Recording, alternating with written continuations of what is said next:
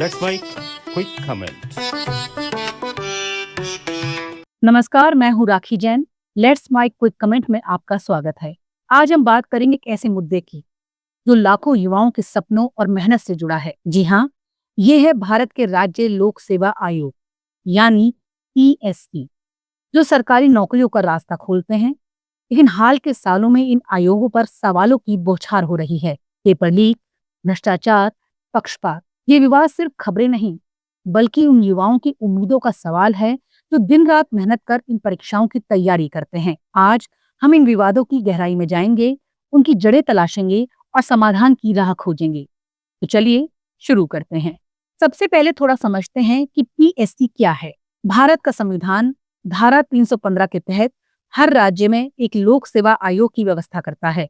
आज 28 राज्यों और कुछ केंद्र शासित प्रदेशों में ये आयोग काम कर रहे हैं, जैसे आंध्र प्रदेश, बिहार, गुजरात, कर्नाटक, केरल, राजस्थान, उत्तर प्रदेश। ये आयोग शिक्षकों, प्रशासनिक अधिकारियों, पुलिस जैसे पदों के लिए परीक्षाएं आयोजित करते हैं। लेकिन अगर बात करें सबसे बड़ी परीक्षा की, तो दो तरीके से देख सकते हैं। उम्मीदवारों की संख्या में उत्तर प्रदेश पीएससी की एआरओ प्रारंभिक परीक्षा 2025 सबसे बड़ी रही। 10,76,000 उम्मीदवार सिर्फ 411 पदों के लिए। वहीं प्रतिष्ठा और कठिनाई में राजस्थान की आरएएस या मध्य प्रदेश की राज्य सेवा परीक्षा का नाम आता है। अब आते हैं मुख्य मुद्दे पर, विवादों पर।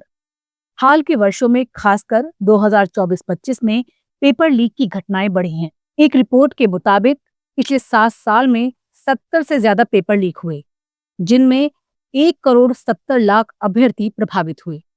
आइए राज्य दर राज्य देखते हैं। शुरू करते हैं राजस्थान से। राजस्थान पीएससी या आरपीएससी विवादों का केंद्र रहा है। 2021 में सब इंस्पेक्टर भर्ती परीक्षा में पेपर लीक हुआ। ब्लूटूथ डिवाइस से नकल, कई गिरफ्तारियां, फिर 2022 में सीनियर टीचर भर्ती का पेपर लीक, परीक्षा रद्द हुई। 2023-24 में पूर्व सदस्य बाबूलाल कटारा पर व्यक्तिगत लाभ के लिए लीक कराने का आरोप लगा। 2024 में और परीक्षाओं में लीक के आरोप हुए। विशेष जांच एजेंसियां सक्रिय हुई। हाई कोर्ट ने कई परीक्षाएं रद्द की। हजारों उम्मीदवारों का भविष्य अधर में लटक गया। ये सिर्फ आंकड़े नहीं, युवाओं के सपनों का सवाल है। अगला उत्तर प्रदेश। यूपी पीएससी पर भी सवाल खड़े हुए। 2023 में एआरओ परीक्षा लीक हुई और रद्द हुई। 2021 से 2024 तक कई परीक्षाओं में धांधली की शिकायतें मिली।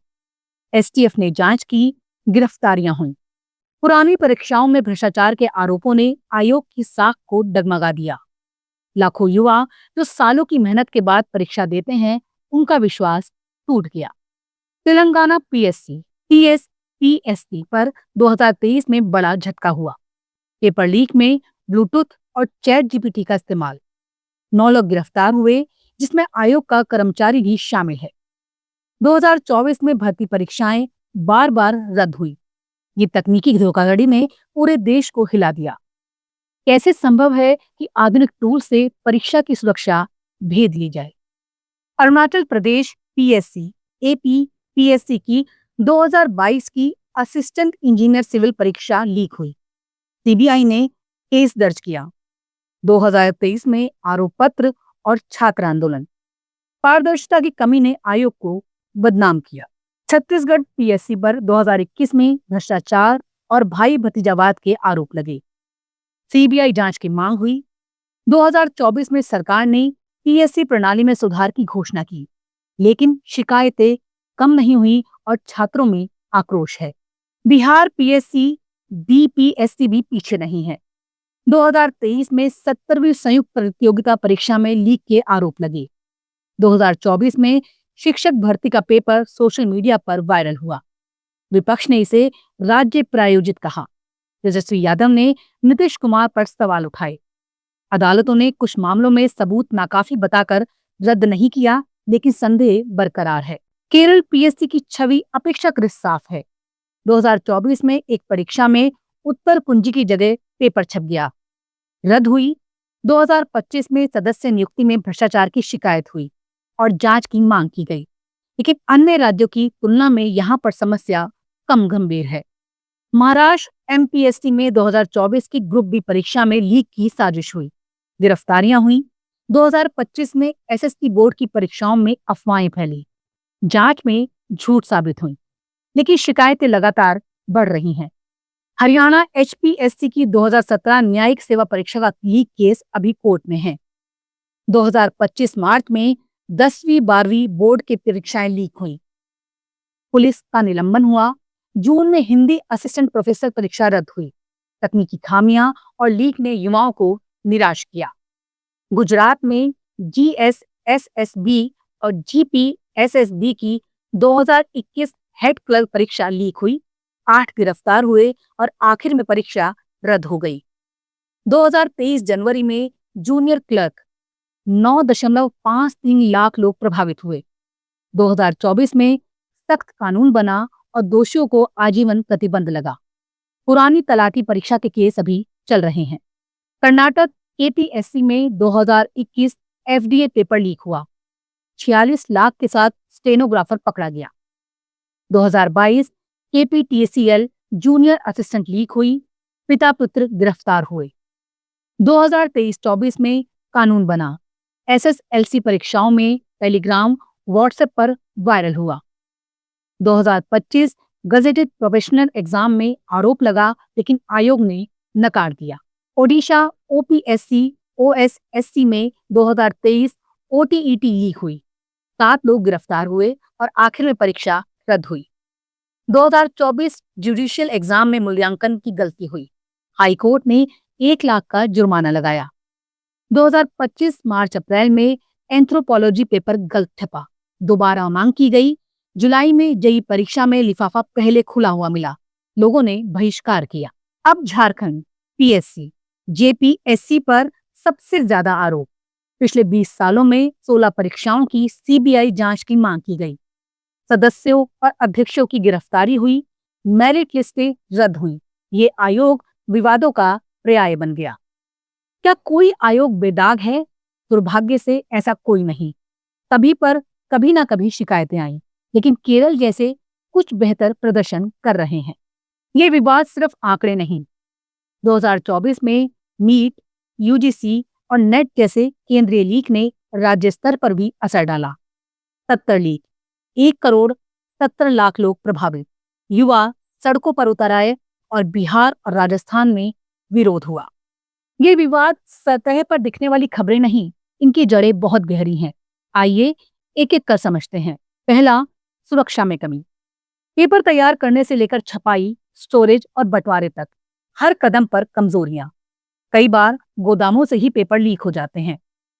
2024 में बिहार में शिक्षक भर्ती का पेपर छपाई के दौरान वायरल हुआ। कई बार ट्रांसपोर्ट के दौरान लापरवाही होती है। पेपर लीक माफिया इन कमजोरियों का फायदा उठाते हैं। दूसरा, तकनीकी कमजोरियां। डिजिटल युग ने धोखाधड़ी को आसान कर दिया। टेलीग्राम, व्हाट्सएप पर पेपर चुटकियों में वायरल हो जाते हैं। तेलंगाना में 2023 में चैट जीपीटी और ब्लूटूथ से नकल करने का मामला सामने आया। आयोगों के पास साइबर सुरक्षा का ढांचा कमजोर है। डिजिटल निगरानी के लिए ना तो संसाधन है और ना ही प्रशिक्षित कर्मचारी। तीसरा, भ्रष्टाचार और भाई भतीजावाद। झारखंड और राजस्थान पीएससी में सदस्यों पर व्यक्तिगत लाभ के लिए लीक कराने के आरोप लगे। छत्तीसगढ़ में भाई भतीजावाद की शिकायतें मिली। आयोगों में नियुक्तियां अक्सर राजनीतिक प्रभाव से होती हैं, जिससे पारदर्शिता भंग होती है। कुछ मामलों में कोचिंग माफिया और आयोग के लोग मिले हुए पाए गए। चौथा, प्रशासनिक लापरवाही। केरल में उत्तर कुंजी की जगह पेपर छपना, ओडिशा में गलत पेपर बंटना, ये छोटी नहीं बड़ी चूक है। कर्मचारियों को ठीक से ट्रेनिंग नहीं, जवाबदेही का सिस्टम कमजोर। कई बार आयोग जल्दबाजी में पेपर सेट करते हैं, जिससे गलतियां होती हैं। पांचवा, सामाजिक दबाव और मुनाफा। भारत में सरकारी नौकरी का आकर्षण बहुत ज्यादा है, लाखों उम्मीदवार लेकिन सीटें बहुत कम। इस दबाव का फायदा नकल माफिया और कोचिंग सेंटर उठाते हैं। राजस्थान में 2021 में एसआई लीक में कोचिंग सेंटरों की भूमिका सामने आई। ये एक बड़ा धंधा बन गया है जो भ्रष्टाचार को बढ़ावा देता है। छठा है, निगरानी का अभाव। कई आयोगों में स्वतंत्र ऑडिट या निगरानी तंत्र नहीं है। केंद्र और राज्यों के बीच समन्वय की कमी। यूपीएससी की तरह सख्त निगरानी का मॉडल लागू नहीं है। इन समस्याओं का हल आसान नहीं, लेकिन नामुमकिन भी नहीं। यहाँ कुछ ठोस रास्ते हैं। पहला, केंद्रीकृत निगरानी तंत्र। एक राष्ट्रीय स्तर की एजेंसी बननी चाहिए जो सभी पीएससी की परीक्षा प्रक्रिया पर नजर रखे। ये यूपीएससी या सीबीआई की तरह स्वतंत्र हो। इससे लीक और धांधली की आशंका कम होगी। केंद्रीकृत सिस्टम से पेपर सेटिंग और वितरण को मानकीकृत किया जा सकता है। दूसरा, डिजिटल और एआई आधारित परीक्षाएं। पेपर आधारित परीक्षाओं को डिजिटल करना समय की मांग है। एआई से चेहरा पहचान, रियल टाइम मॉनिटरिंग और ऑनलाइन प्रॉक्टिंग लागू हो। तमिलनाडु ने कुछ डिजिटल परीक्षाओं में सफलता पाई। इससे लीक की संभावना कम होगी। तीसरा, सख्त कानून और सजा। केंद्र का पब्लिक एग्जामिनेशन एक्ट 2024 तक एक अच्छा कदम है। दोषियों को आजीवन प्रतिबंध, 10 साल की सजा, 1 करोड़ जुर्माना। गुजरात और ओडिशा ने भी ऐसे कानून बनाए, लेकिन इनका सख्ती से पालन जरूरी है। दोषियों को तुरंत सजा मिले ताकि डर बने। चौथा, पारदर्शी नियुक्ति। पीएससी सदस्यों की नियुक्ति में राजनीतिक दखल बंद हो।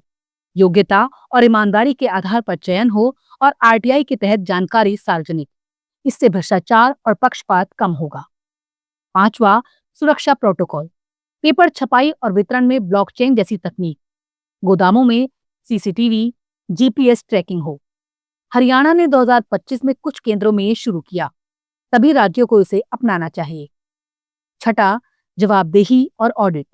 हर परीक्षा के बाद स्वतंत्र ऑडिट हो। रिजल्ट से पहले आरटीआई के तहत प्रक्रिया की जानकारी मिले। यूपीएससी का मॉडल यहाँ रास्ता दिखा सकता है। सातवां, जागरूकता और प्रशिक्षण।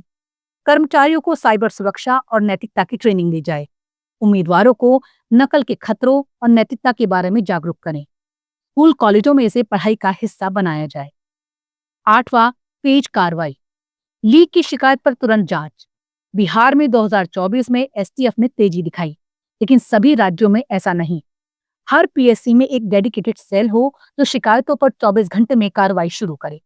समाधान के लिए तकनीक, सख्त कानून और पारदर्शी सिस्टम जरूरी है। ये सिर्फ आयोगों की जिम्मेदारी नहीं, सरकार, समाज और हम सबकी है। आखिर ये युवा देश का भविष्य है। अगर उनका भरोसा टूटा तो देश का भविष्य कैसे बनेगा? आपके विचार क्या हैं? कमेंट्स में हमें जरूर बताएं। अगले एपिसोड तक के लिए नमस्कार। आप सुन रहे थे let's mic more than radio. Follow कीजिए हमें हमारे सोशल मीडिया प्लेटफॉर्म्स पर। It's time for news. It's time for more than radio. Presenting the first radio news app, Let's Mic. Let's Mic, a news-based app on your phone where you get to watch and listen news, talk shows, interviews, radio show podcasts. On Let's Mic, you get all relevant information of TV, print, radio, podcast, and digital.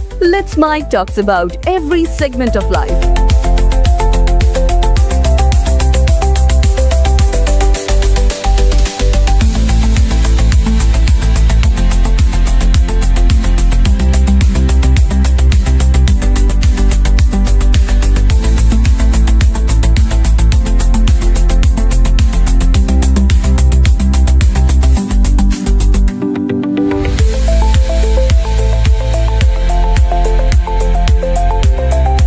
Download the app now from Play Store. Available both on Android and iOS mobile phones. Follow us on YouTube, Instagram, Twitter, LinkedIn, Facebook, Telegram, WhatsApp, Snapchat. Let's talk, let's connect, and let's mic.